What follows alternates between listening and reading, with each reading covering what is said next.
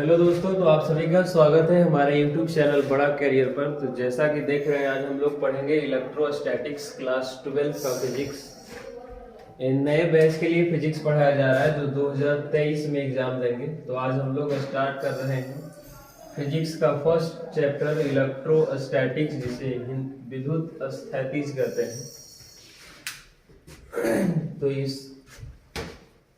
चलिए अब शुरू करते हैं हम लोग इलेक्ट्रोस्टैटिक्स। इलेक्ट्रोस्टैटिक्स आखिर समझते हैं पहले की है क्या। तो इसमें दो वर्ड है, एक है इलेक्ट्रो और दूसरा है स्टैटिक्स। इलेक्ट्रो कहने का मतलब होता है चार्ज, चार्ज यानी आवेश,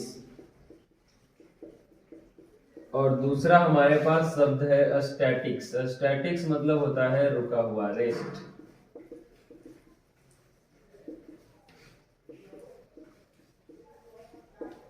तो इसमें दो शब्द है, इलेक्ट्रो और दूसरा है स्टैटिक्स। तो इलेक्ट्रो कहने का मतलब हो गया चार्ज, चार्ज, और स्टैटिक्स मतलब एट रेस्ट, यानी चार्ज एट रेस्ट। इस चैप्टर का नाम ही हो गया चार्ज एट रेस्ट, यानी इसमें हम लोग चार्ज के बारे में पढ़ेंगे, लेकिन वो चार्ज कैसा होगा, रेस्ट में होगा। चार्ज कैसा होगा, रेस्ट में होगा। अभी यानी इलेक्ट्रोस्टैटिक्स है क्या। तो इलेक्ट्रोस्टैटिक्स का डिफिनेशन देंगे कि इलेक्ट्रोस्टैटिक्स भौतिक विज्ञान की वह शाखा है जिसमें रुके हुए आवेश के बारे में अध्ययन करते हैं। उसे इलेक्ट्रोस्टैटिक्स यानी विद्युत स्थैतिज कहते हैं। क्या कहते हैं उसे, विद्युत स्थैतिज कहते हैं। तो ये हमारा इलेक्ट्रोस्टैटिक्स का डिफिनेशन हो गया। अभी हम लोग इसमें आगे बढ़ते हैं और देखते हैं चार्ज है क्या। तो इलेक्ट्रोस्टैटिक्स क्या है हम लोग समझ गए कि यानी भौतिक विज्ञान की वह शाखा जिसमें रुके हुए आवेश के बारे में अध्ययन करते हैं, उसे हम लोग विद्युत स्थैतिज यानी इलेक्ट्रोस्टैटिक्स कहते हैं। अभी समझते हैं आवेश के बारे में, ये आवेश होता क्या है। तो आवेश यानी चार्ज। तो सबसे पहले चार्ज कहते किसको है, तो समझिए पहले चार्ज का डिफिनेशन। चार्ज कहता है कि किसी वस्तु का वह गुण है जिसे विद्युतीय क्षेत्र या चुंबकीय क्षेत्र में ले जाने पर उस पर बल का अनुभव होता है, उसे चार्ज कहते हैं, यानी आवेश कहते हैं। लेकिन यहाँ पे समझने का बात ये जरूरत है कि आखिर उस पे चार्ज आया कैसे। तो चार्ज को हम लोग क्रिएट कैसे करते हैं, तो इसके लिए पहले समझते हैं एटम को। तो पहले अगर एटम समझे हम लोग यानी परमाणु, तो परमाणु के तीन कण होते हैं, इलेक्ट्रॉन, प्रोटॉन और न्यूट्रॉन। जिसमें इलेक्ट्रॉन पर नेगेटिव हो गया चार्ज और प्रोटॉन पर पॉजिटिव और न्यूट्रॉन पर जीरो। अब ये तीनों हमारा कहाँ रहता है, अगर ये केंद्रक हो गया तो केंद्रक में हमारा बाबू पाया जाएगा क्या क्या, इलेक्ट्रॉन का, प्रोटॉन और न्यूट्रॉन, जिसमें प्रोटॉन पर प्लस चार्ज है और न्यूट्रॉन पर जीरो चार्ज है। अब इस केंद्रक के बाहर सेल बना हुआ होगा यानी कक्षा, और इसी कक्षा में हमारे इलेक्ट्रॉन पाए जाते हैं, जिसको KLMN इस तरह से सेल को दर्शाया जाता है, और इसी कक्षा में इलेक्ट्रॉन पाए जाते हैं। अब इस एटम से हम पहले क्या निकाल सकते हैं, इलेक्ट्रॉन को ही निकाल सकते हैं, प्रोटॉन को किसी भी एटम से नहीं निकाल सकते, तो इलेक्ट्रॉन को निकाल सकते हैं। तो यही चीज समझना था यहाँ पे कि हम प्रोटॉन और इलेक्ट्रॉन दोनों में किसको निकाल सकते हैं। तो अगर इधर से जाएंगे तो सबसे पहले हमको इलेक्ट्रॉन मिल रहा है, इसलिए हम पहले इलेक्ट्रॉन को निकालेंगे, यानी किसी भी परमाणु से इलेक्ट्रॉन निकालेंगे। तो अब यहाँ पे एक पॉइंट समझते हैं, एटॉमिक नंबर से। अगर जैसे ले ले कोई एक एटम सोडियम, अगर इस सोडियम की परमाणु संख्या 11 हो जाए, कितना हो जाए, 11 होने का मतलब है इसमें प्रोटॉन की संख्या 11 है और इलेक्ट्रॉन की संख्या भी कितना है, 11। जब परमाणु संख्या बराबर प्रोटॉन की संख्या, इलेक्ट्रॉन की, जितना परमाणु संख्या होगा उतना ही उसमें क्या होगा, इलेक्ट्रॉन होगा। तो इस सोडियम की परमाणु संख्या कितना है, 11 होने का मतलब इसमें प्रोटॉन 11 हो गया और इलेक्ट्रॉन भी 11। तब प्लस 11 और माइनस 11 दोनों मिलकर के क्या हो गया, 0। तो इस पर कोई भी आवेश हमको दिखाई नहीं दे रहा है, यानी यह हमारा उदासीन है। कैसा है? उदासीन है, न्यूट्रल एटम है। लेकिन अब इसमें से एक इलेक्ट्रॉन निकाल देते हैं, इसमें से एक इलेक्ट्रॉन क्या कर दिए? निकाल दिए। एक इलेक्ट्रॉन निकालने का मतलब हो गया कि क्या बच जाएगा? इस साइड देख रहे थे तो हमारे पास प्रोटॉन 11 है, तो इधर भी तो प्रोटॉन 11 ही होगा, लेकिन इलेक्ट्रॉन क्या होगा? एक इलेक्ट्रॉन इधर 11 में से एक निकाल दिए तो कितना इलेक्ट्रॉन बचेगा? 10 बचेगा। तो 10 इलेक्ट्रॉन अब यहां देखेंगे तो ये प्लस 11 है और ये क्या हो जाएगा? ये माइनस, इलेक्ट्रॉन पर माइनस चार्ज होता है तो ये -10, तो प्लस 11 और -10 तो क्या बच जाएगा? +1। यानी यहां देख रहे हैं कि इस पर कैसा आया है? +1 आया है, मतलब इस सोडियम पर कैसा चार्ज आ गया? प्लस चार्ज आ गया। तो ये प्लस चार्ज आ कैसे रहा है? तो ये प्लस चार्ज आ रहा है इलेक्ट्रॉन का त्याग करने से। इस सोडियम इलेक्ट्रॉन को त्याग कर रहा है, बाहर निकाल रहा है। तो जब किसी वस्तु में से इलेक्ट्रॉन को निकालते हैं तो कैसा आवेश आता है? प्लस, यानी धनात्मक आवेश आता है। अब हम समझते हैं कि इलेक्ट्रॉन किसी वस्तु को दे देते हैं, इलेक्ट्रॉन किसी वस्तु को दे देते हैं तो जैसे ही अगर मान लो सोडियम ही रहने देते हैं, 11 इधर 0 हो गया, अभी इसमें से इलेक्ट्रॉन हम निकालेंगे नहीं, इलेक्ट्रॉन इसको क्या करेंगे?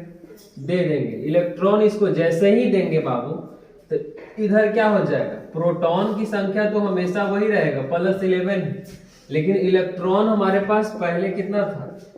11, लेकिन अभी कैसा हो गया? इधर एक और बढ़ गया है, मतलब ये हो गया 12। इलेक्ट्रॉन की संख्या कितना हो गया?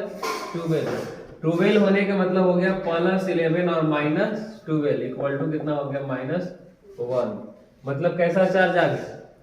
माइनस। इसलिए इस पर कैसा चार्ज दे देंगे? माइनस चार्ज देंगे। कैसा चार्ज देंगे? माइनस दे देंगे। तो अभी हम यहाँ देखें कि जब इलेक्ट्रॉन निकाल रहे हैं तब भी आवेश उत्पन्न हो रहा है, और जब इलेक्ट्रॉन दे रहे हैं तब भी आवेश उत्पन्न हो रहा है। यानी यहाँ हम कह सकते हैं कि किसी वस्तु से इलेक्ट्रॉन का त्याग करने पर या किसी वस्तु के द्वारा इलेक्ट्रॉन ग्रहण किए जाने पर किसकी उत्पत्ति होती है?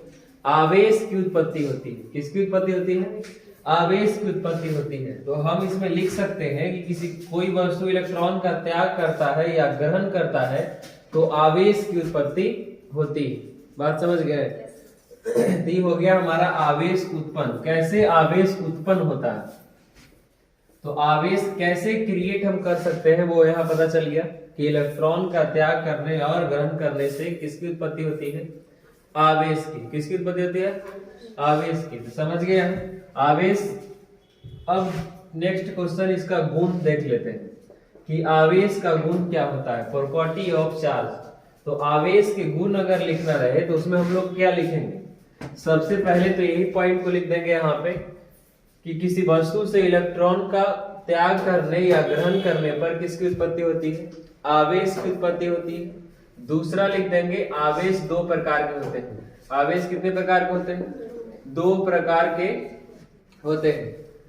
अब कौन कौन होते हैं? तो यहाँ ए में लिख देंगे पॉजिटिव और दूसरा बी में लिख देंगे नेगेटिव। अगर ये दोनों का डिफिनेशन देना चाहते हैं तो नीचे लिख दीजिएगा पॉजिटिव चार्ज में कि किसी वस्तु से इलेक्ट्रॉन का त्याग करने पर धनात्मक आवेश उत्पन्न होता है, और जब किसी वस्तु के द्वारा इलेक्ट्रॉन ग्रहण किया जाता है तो कैसा आवेश उत्पन्न होता है? ऋणात्मक आवेश उत्पन्न होता है। यानी पॉजिटिव और नेगेटिव का डिफिनेशन हो गया। अभी इसमें नेक्स्ट कहता है तीसरा गुण देखते हैं। तो तीसरा गुण में हम लिख सकते हैं कि आवेश को कैपिटल Q या स्मॉल q से सूचित करते हैं। आवेश को कैसे सूचित करेंगे? कैपिटल Q या स्मॉल q से। नेक्स्ट गुण देखेंगे अगर चौथा, तो आवेश का एसआई मात्रक। तो आवेश का एसआई मात्रक होता है बाबू कूलम। क्या होता है?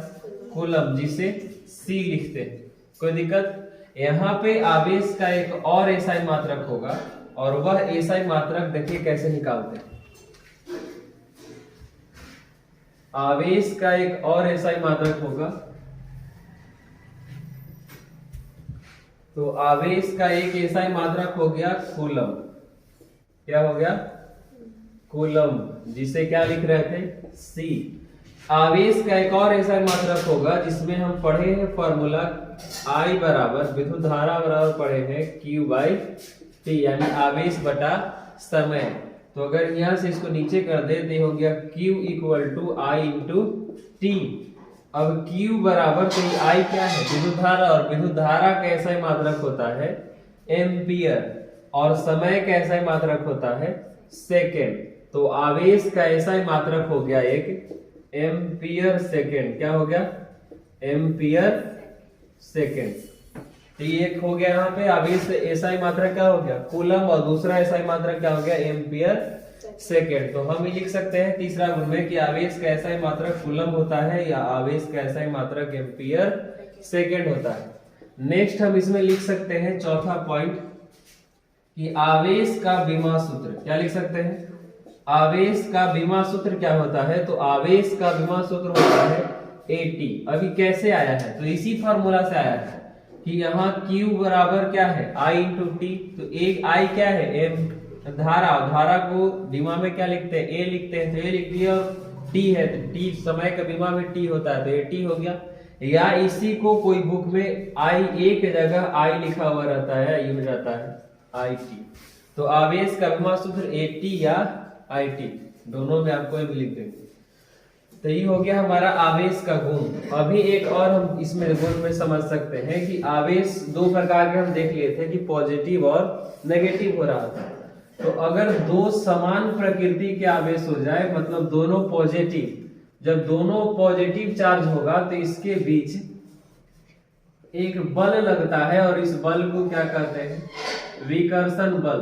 क्या कहते हैं इसको, विकर्षण बल। मतलब यह दोनों एक दूसरे से क्या भागेगा, दूर भागेगा। अगर दोनों नेगेटिव होगा तब भी क्या लगेगा, विकर्षण बल ही लगेगा।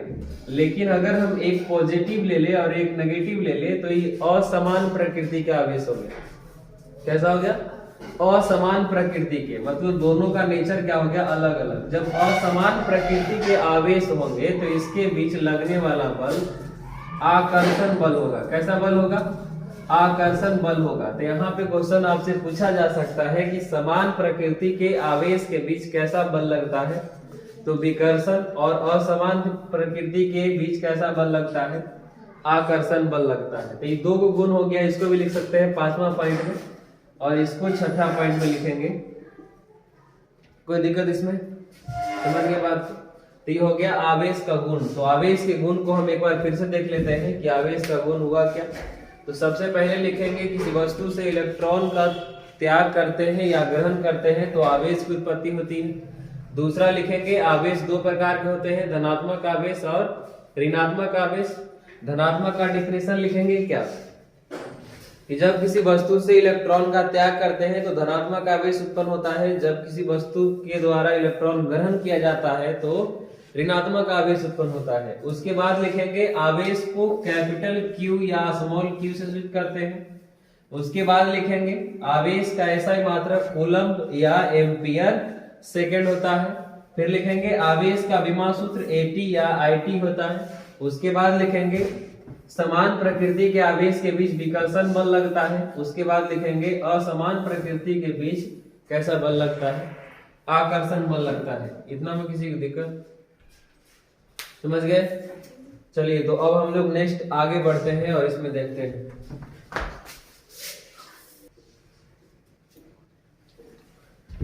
तो नेक्स्ट हम लोग आवेश के गुण में देखेंगे। आगे लिख सकते हैं कि आवेश एक अदिश राशि है, इसका कोई डायरेक्शन नहीं होता है, सिर्फ और सिर्फ मैग्नीट्यूड होता है, इसलिए इसका यानी मान होता है। जिसमें सिर्फ मान हो, दिशा की कोई आवश्यकता न हो, उसे अदिश राशि कहते हैं।